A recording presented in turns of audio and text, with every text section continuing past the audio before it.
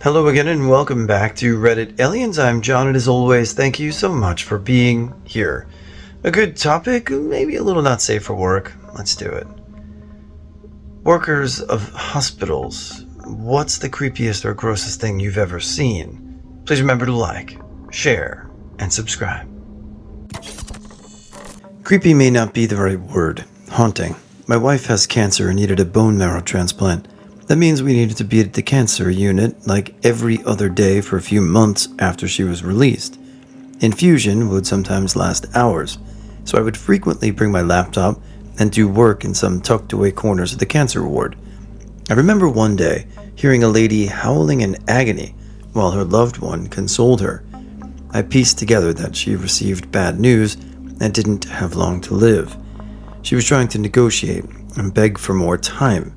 Her loved one was frantically trying to make arrangements for them to relocate to a peaceful place while she transitioned from life. My wife was at the nadir at the moment, as well as flirting with death herself. So hearing that really got me effed up. I drank heavily that night. I don't think I shared that experience with my wife. I didn't want to cause her any more pain, but I still hear that woman's howl. I was a veterinary technician at a research teaching hospital. Sometimes it was my job to play surgery tech anesthetist for pigs that were used for training doctors in laparoscopic surgical techniques. One morning, I showed up and started setting up the OR, and there was a large rubber trash can in the room that wasn't usually there. I walked over and opened the lid to see that was in there, and it was full of preserved human arms. I put the lid back on very quickly. Apparently, there was going to be a lab later that afternoon on tendon repair or something. Wasn't what I saw, but what I heard. I worked in supply chain for a couple of years, and I was in the ER on 2 different occasions about 3 months apart from each other, when mothers were told their kids had died. One was a baby only a few months old, and the other was like 8 years old. I can still hear the screaming wails. Still get chills down my spine when I think about it over 10 years later. I worked in the kitchen, so I was the lowly peon delivering food trays, delivered to one guy who had a horrendously infected foot. Most of the toes were necrotic and black, and the rest of the foot wasn't doing much better. I wouldn't be surprised if he was waiting on amputation. His dietary requirements were diabetic, so it was likely. The room smelled awful. Anyway, these rooms are small, with typically 2 beds in them. Because of the smell from his infection, the other bed is empty. I still have to squeeze by the foot of his bed, and as I'm paying attention to the tray so I don't knock into the equipment, I accidentally brush my leg against his infected foot that he has sticking out of the covers and hanging off the bed. His big toenail comes off of my leg. Ugh, it's just stuck to my leg. We look at each other in horror. I clear my throat, ask my usual questions, clear and adjust his table, give him his tray, and wish him a good day. I leave calmly, and then run to the nurse's station and ask for help getting this dude's entire necrotic toenail, with bonus flesh, off my effing leg. The nurse who got it off soaked that portion of my leg in some disinfectant liquid that smelled like it could take paint off a car. I woke up in the hospital with nobody around and had stuff stuck in me. Really, I had to pee, so I got up and walked out of my room in a gown, and the nurse freaked the fuck out. Apparently, they thought I was going to be dead by morning. I had some medical emergency and was totally unresponsive. My vitals kept lowering to the point I was like 35 to 40 beats per minute with shallow breathing. A million questions later, and 2 days in the hospital, they could only come up with some type of response to a toxin or poison. My vehicle got hit by an IED in 2007. I was medevac to FOB Anaconda ICU for about 3 weeks. When I got pulled into the unit, it was pandemonium. Apparently, there had been a huge firefight, and there were lots of things going on. I was stable and conscious, so I kinda took the back burner. They rolled my gurney next to an Iraqi local who had been intubated with what looked to be honest-to-God hole in the left side of his forehead. I remember looking at him and thinking he got ventilated and died on the gurney. And shit happens. I start focusing on the other stuff happening all around. I was taking it all in when I caught movement from the corner of my eye. This dead guy besides me sat up and started pulling out his breathing tube while making the nastiest gagging sound you ever heard. Ugh, the sounds like jello getting sucked into a vacuum while it's gagging. I'm officially scared shitless. All I can do is yell, "Hey, hey, hey," to get someone's attention. Keep in mind this dude is covered in blood. Now he's rising from the dead. I'm officially in a George Romero flick. The orderlies got him tied down, re-intubated, and sedated, but my asshole ate the fabric of that gurney because it puckered so hard. Contractor here. Been in hospitals for a while. Let's see. A clueless janitor pushing a trash can on wheels, leaving a 2-foot wide blood streak behind him. 3 dead bats stuck to a mouse pad in a ceiling. Glanced into a window to see a guy with his ribs spread getting heart surgery. Learn not to glance in windows real fast. People losing their minds on drugs. And probably the worst was older vets in the mental ward following me around, begging for a piece of string long enough to hang themselves with. A patient passed away from cardiac arrest, but he kept twitching almost 40 minutes after his death. It was just muscle spasms, but no one wanted to touch him for the bag and tag, so I put on a brave face and did it. I was definitely freaking out the whole time. Lady was driving along the highway when a tire shot off a truck and went through her windshield, hitting her in the face. The EMTs came in holding her face, and when they let go, her face opened up like a predator. A man brought in DOA from a shooting had to bag and document his property, shook out his shirt and pants and found bullet pieces. It was wild looking back and forth between the shrapnel in my hands and the huge dude dead on my stretcher, brought down by something so tiny. Transferring bodies from full morgues to less full ones in 2020, we stacked them 4 deep in the back of the ambulance and drove in silence for almost an hour to get to the new one.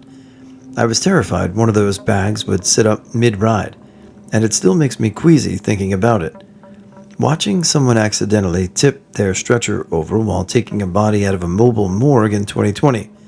Caught a weird corner, body wasn't strapped down, and they just rolled a few times down the street. People scrambling, everyone freaking out, awful scene. On the other side of the morgue truck was a little parade float blasting music, driving along for all the healthcare heroes. None the wiser to the scene on the other side. The dichotomy made me vomit. It may just seem like it's just a part of the job, which is unpleasant to many people in theory.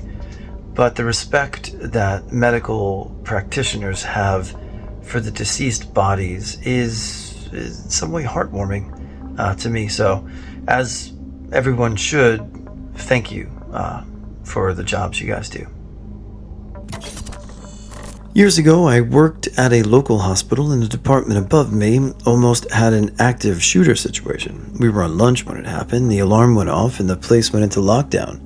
A psycho employee came in with a gun and threatened to kill a coworker after he himself left his wife for said coworker, who was simply nice to him.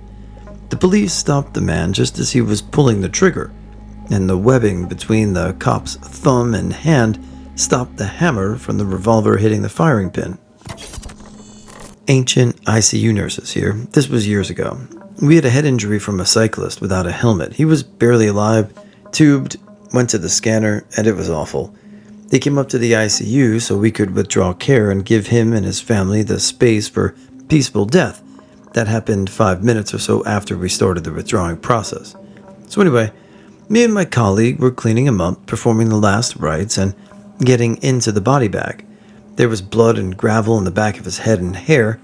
My colleague was supporting his body. He was rolled onto his side facing her, and I was washing the gentleman's back. I had wipes and a bowl of water, and was soaking his hair and combing it to get the gravel out. And as I pulled the comb, it was short man hair that was wet, no pulling as such. Through his hair, his skull kind of fell apart, and his brain fell out. My colleague saw his face kind of fall in on itself. Creepy, watching someone's face implode and brains fall out. If anyone wants to know what happened, I said, we need new sheets. Got the runner to go over to the nearby Burns dressing cupboard and get me Burns gauze, big 50 centimeter by 50 centimeter woven gauze, and repacked his brain and covered ear to ear around the back with gauze and a shitload of tape. I'm sorry, morgue peeps. I tried my best, but it was a what the moment. When I was a kid, I sang in a choir that would occasionally visit a local hospital for terminal patients to sing hymns from room to room. One time, as we sang to a very sick man lying in bed, I'm pretty sure we saw him flatline right there, and our maestro quickly ushered us to the next room over. It didn't hit me until a few years later what I had seen that day. I saw a guy in a completely empty room lashed to a wheelchair, not restrained, that's not allowed, just a strap to keep him from falling out. He was continually howling nonstop 24/7. The staff seemed able to ignore him, which was the creepy part. It was like I was the only one who could see and hear him. I used to be on the environmental services team at a hospital. We would maintain carpets and floors. I was kinda new to the job when they sent me to clean the carpet on the floor with the psych patients. I had no idea at the time. Sometimes the machines can get kind of loud, so the patients would ask us to close a door.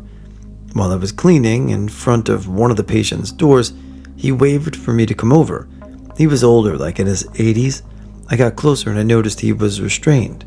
He kept repeating himself, "Come here, let me out. I gotta save the kids." He points out the window toward another part of the hospital and says, "They're in the elevator shaft. I have to save them. Let me out."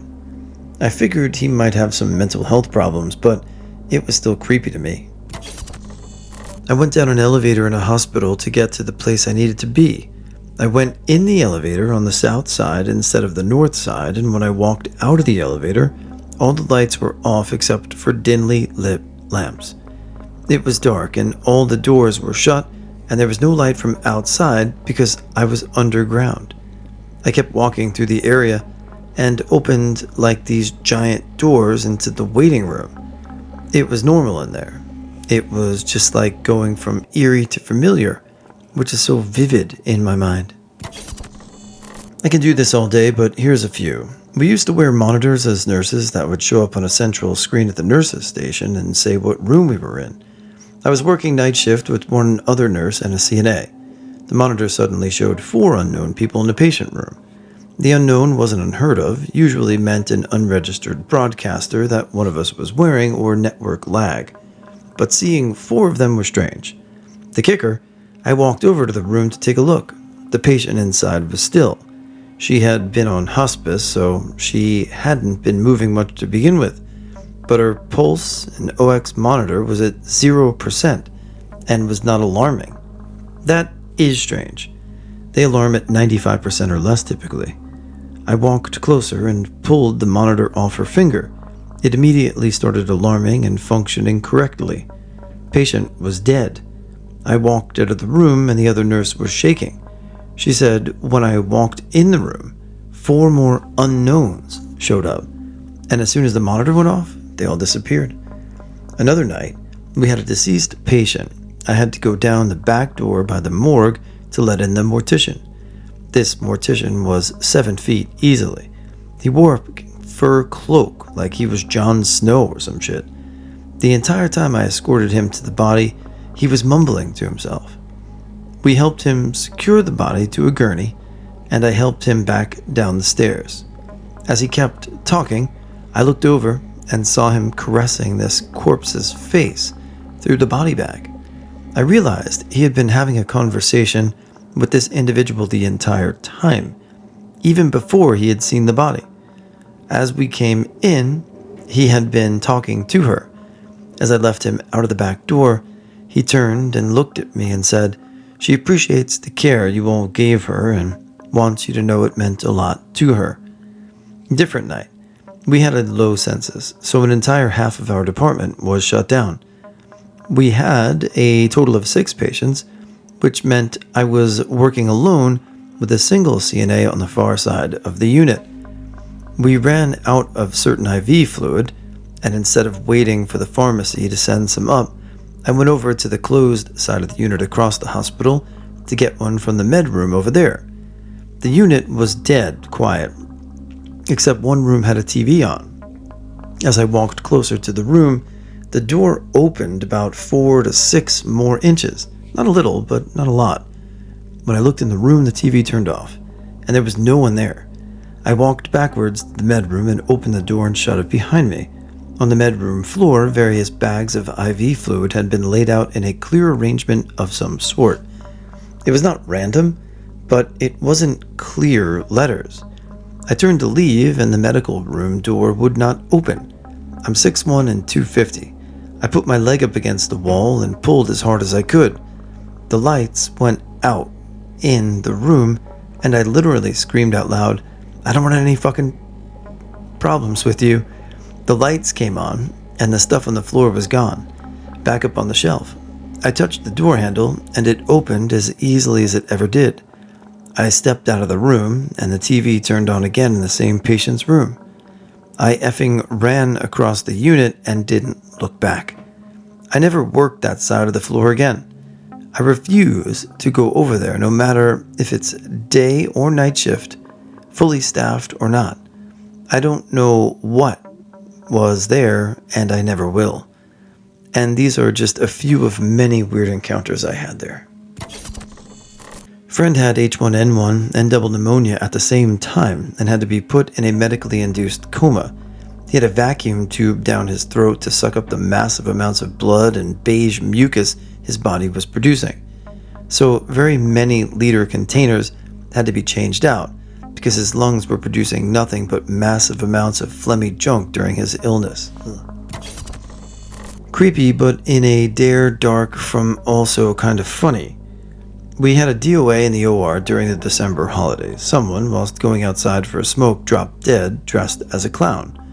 I was on the ER for a different case and was collecting my gear on the way back to the OR, my usual workplace back then.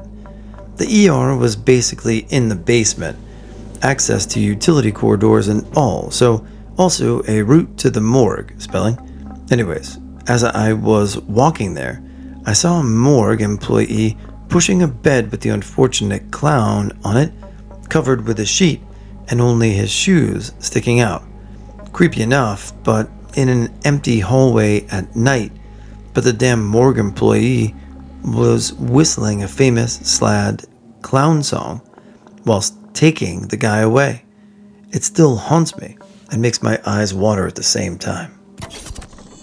I worked as a nurse, and in my first night shift, everything was really calm. It was a station for stroke patients, and all 30 patients were asleep. We were 3 coworkers. Suddenly, we all heard an alarm sound that can only be triggered by coworkers. We rushed to the computer to see it was on a different station, the palliative care one. She was alone at night, so I rushed over there and saw one of the patient's rooms with a wide open door, and I entered. In there was the nurse with a just deceased patient, 2 meters and about 130 kilograms, and I swear he was leaking fluid from all openings in his body. Pools of this liquid came from his ears, nose, mouth, eyes, anus, and so on. It smelled horrible, but seemed to be a mixture of very thick blood and God knows. In the action of stopping the liquid, something got on my shirt and even my shoe. I helped her get the body freshened up and brought him to the basement, where morgue was located. It took over 20 minutes to get him in the fridge. The cigarette after this was the most relaxing one I've had in a long time.